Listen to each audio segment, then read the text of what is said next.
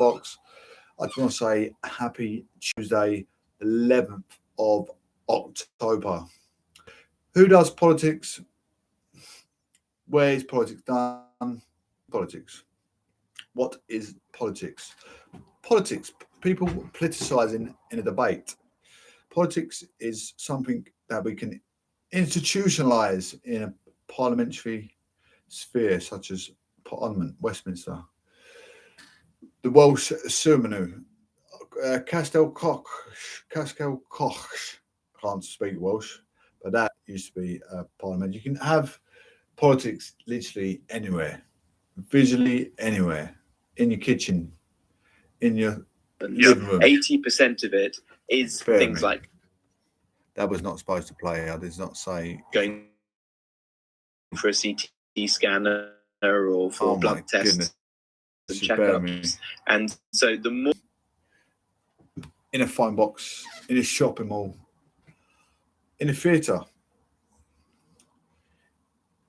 in a virtual public space such as Microsoft Teams, we can talk about the environment. We can talk about saving the carbon footprint, using transportation rather than use your vehicle for non-essential shopping trips to the town centres. Park and ride. Environmental pollution such as fly tipping, people having fires, people going to parks drinking, leaving a litter behind, or just people throwing their general waste in the side of a ditch, in any greenery space. The depletion of the environment. You know, it's in that everyday society. Population growth, building of houses, industrialization,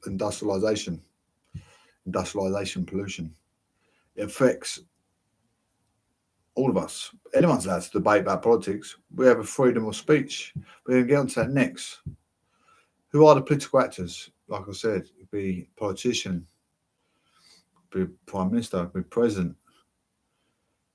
They're what we classed as a bit more well defined as political speakers.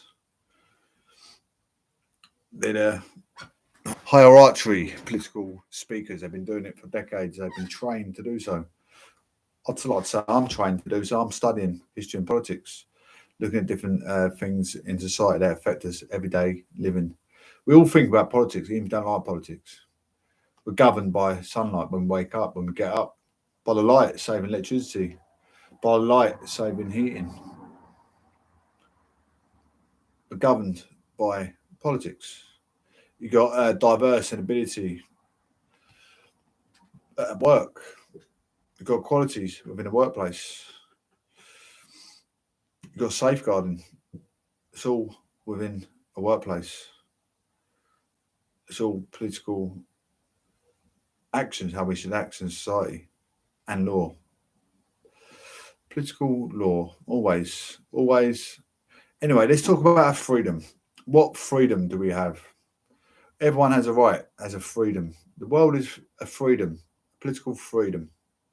We have the right to vote. We have the right to have an opinion. We have a right to believe in what we want to believe in, whether you want to be a Christian, Muslim, Catholic, so on and so forth, Buddhism, spiritualism, or atheist. You have a right to freedom.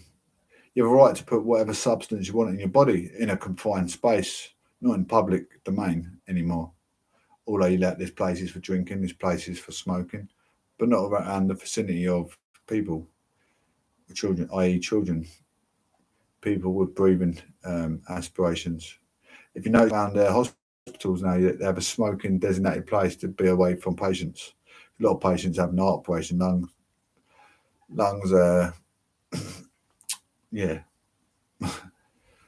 things wrong with their lungs.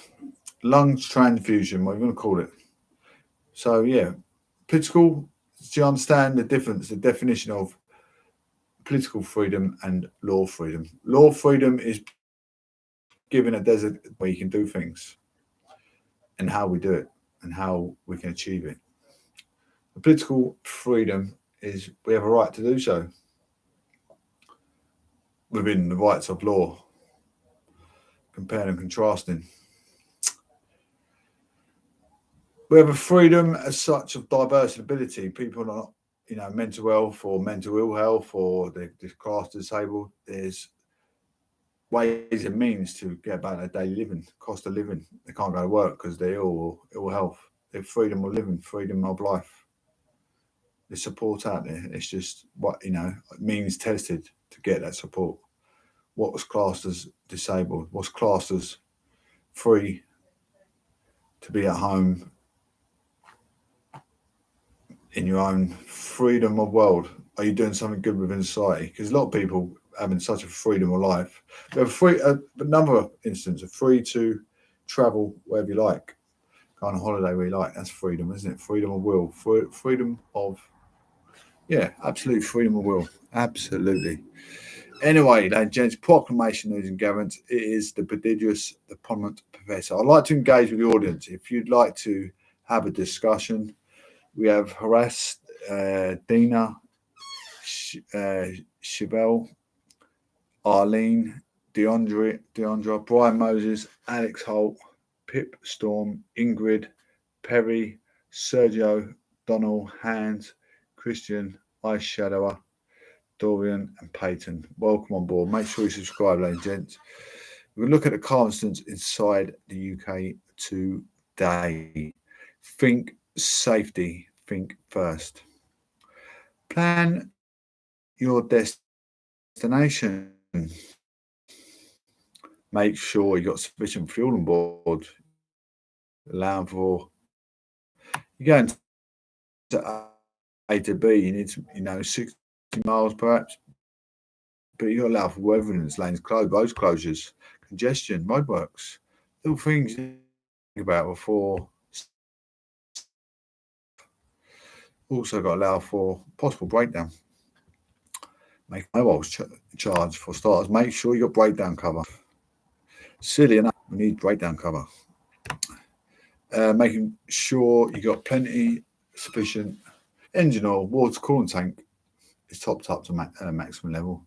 Check your PSI limits, your tyre pressures on the side of your car. Make sure your tyres not bold. Make sure your driving licence, car's insured, car's taxed, and MOT'd. Definitely driving licence to enter the vehicle. Do not enter the vehicle on sleep deprivation under the influence of alcoholism or narcotics. Check for further police actions, road safety signs. Check for roadwork signs. Make sure road workers are not emerging from behind the house fencing. Drive vigilantly around roadworks. Checking your centre and wing mirror before acting into a safe, sufficient directional choice. This is Justin Jesus Johnson, 10 Commandments. Thank you very much. Be safe, not sorry. I can protect you so much, but not thoroughly enough that you probably take this on board enough. Well, I'll keep repeating myself most days. A120, slow traffic, A120, eastbound at A12, London Road, Junction 25, Marks Day. Usual delays, 3:24 p.m. Braintree, A120, slow traffic on A120, eastbound at B1018, Galley Corner, usual delays. Brimfield,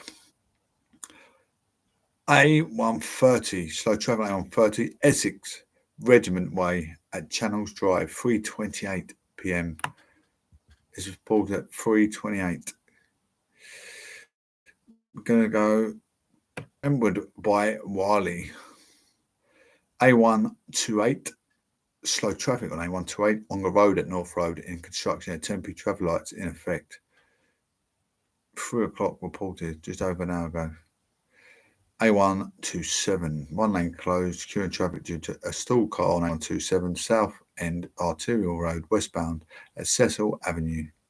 Lane 1 or 2 is closed. Dagenham, hello Masood. Queuing traffic on A13 Newham Way and Alfred Way eastbound between A1011 Manor Road, Canning Town Flyover and A1153 Lodge Avenue Junction. Congestion to Ilford Flyover on A406 North Circular Road southbound. Travel time is 20 minutes. Central London. Bridge due to open at 7:15 on A100 Tower Bridge between A1203 East Smithfield Tower Hill and Queen Elizabeth Street. 11th October 2022, 1:58 first reported. Thank you all for joining in today's show. Proclamation News and Gavin's. Thank you, Mark. How you doing there, sir? Lovely to see you. How are you doing, my friend? Next forecast. We're not going to live.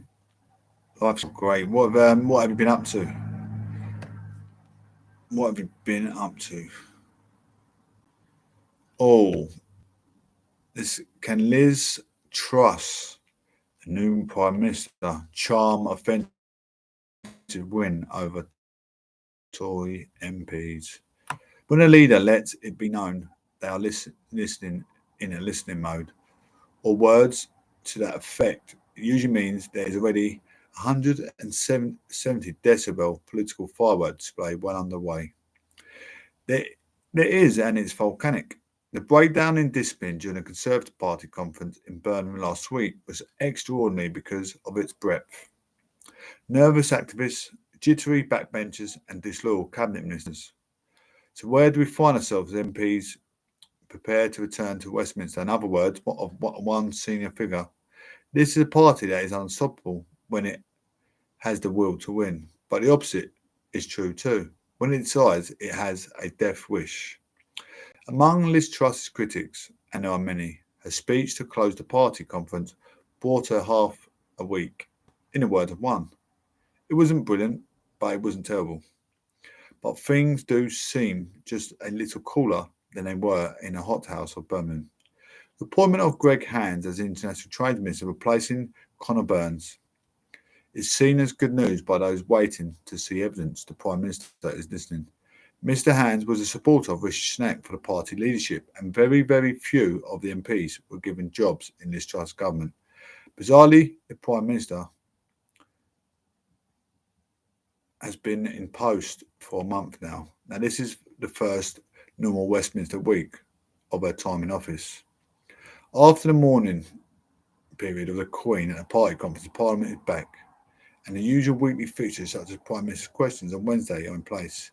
Conservative MPs can expect a notable dollop of love and attention coming their way in Downing Street, with the PM leading meetings of groups of Tory MPs. Project Assurance, my phrase, not theirs, is underway.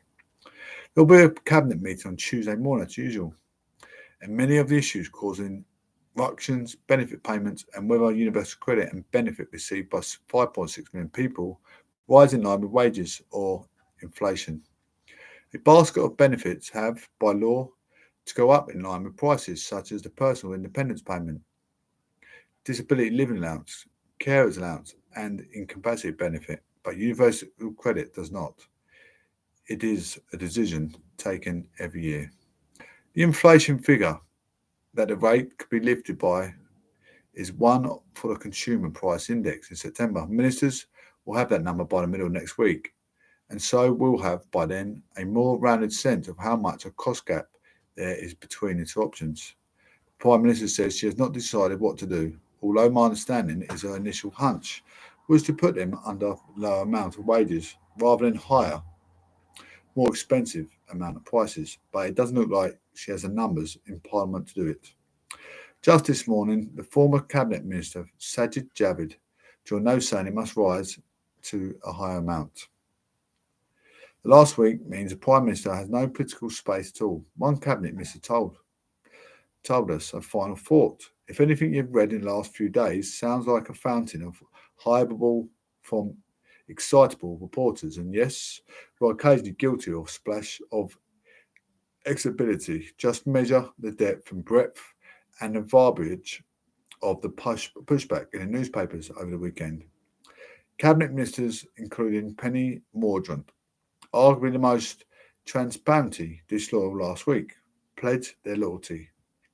Then there was a grandee, Sir Bill Cash, and a message from the grassroots too, in a letter to Sunday Telegraph. At all altitudes of the party, there's a collective attempt to discourage what some see as a lemming tendency taking grip. in the Prime Minister's job to try to turn the fatalism off. It's one heck of a job. Things we read in the tabloids, in the broadsheet newspapers,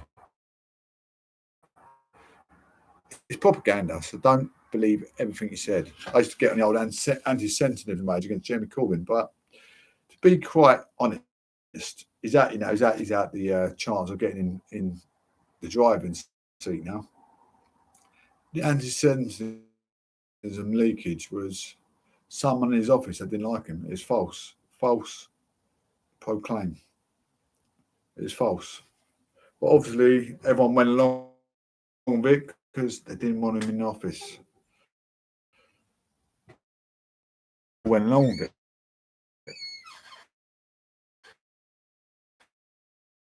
But as a person, he did not say it.